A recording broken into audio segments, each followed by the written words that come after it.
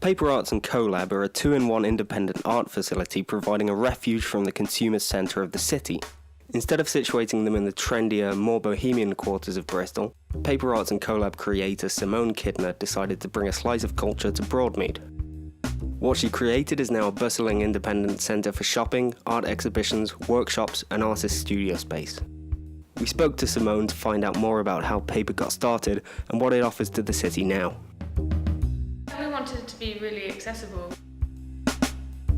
We wanted to bring an essence of what Bristol is to the city centre, because this is where all the tourists will come and all the people who are just here for the day won't get to experience all the real art culture that is around the rest of the city. Paper started as a publication.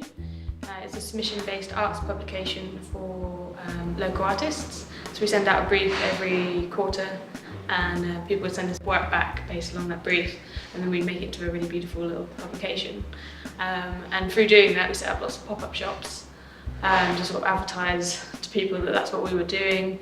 The whole idea of Collab and Paper has grown from wanting to support local artists and to get their work showcased. So we've just moved up from different scaled size pop-up shops, from 50-day shops to 3 months and then 6 months, and now we're finally permanent in this building, which is really great. We try to be open to all creative industries. The publication itself was based on the fact that it was, the reason we're even called Paper is that all creative industries use paper. And what we were trying to do is provide like blank paper, as in the publication, for artists to contribute. Collab, we allow anybody to submit their work, send us links, and if we think it's of a good enough quality and that it works with the rest of the shop, then we take it on.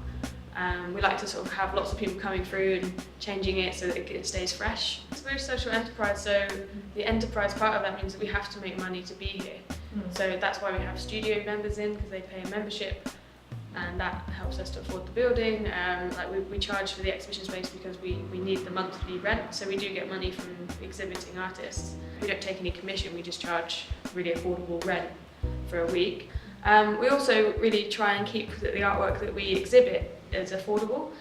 We have like a £300 cap. Really what we want from the gallery is for people to come in, see something they love and be able to actually afford to buy it. Normally an artist who exhibits with us makes back 3 times what it costs them to take the space. What we're looking for now is we've just started doing commissions, so we're running a commission for the Prince's Trust, we're also running one for Creative Youth Network, and they are sort of 5 to 8 days where we take a group of young people that they give to us, and we show them how to use creativity for enterprise. We'd really like to take young people who are really excited about and have shown that they are capable of making art, but actually show them how to make a living out of it. Other than that, we just have the gallery and the shop, and we have 17 artists in residence. We run different sort of workshops such as life drawing or the industry talks. And there's going to be lots of other things in the pipeline, but we're just working on them at the moment. I wasn't actually living in Bristol at the time when Simone first got in touch with me, and she got in touch with me about being included in the Paper publication.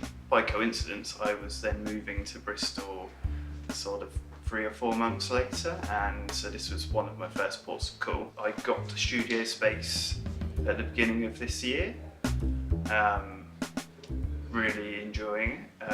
It's a really cool creative buzz around finally doodling down that end of the studio, working on various projects. They do a lot to help sort of youngsters and younger people that really want to get into the creative industry but don't know how to sort of take that first step. So it's a good kind of go-between for them, I think. It's nice to be in a creative atmosphere with people around doing similar sorts of things, and talking to people about how they've got to where they are and how they deal with little problems like talking to clients and like things like budgets and how they manage their time and things like that really helps. Instead of talking to no humans at all, like if you're stuck at home working, it's a lot better. To have a bit of support here and there is always a plus.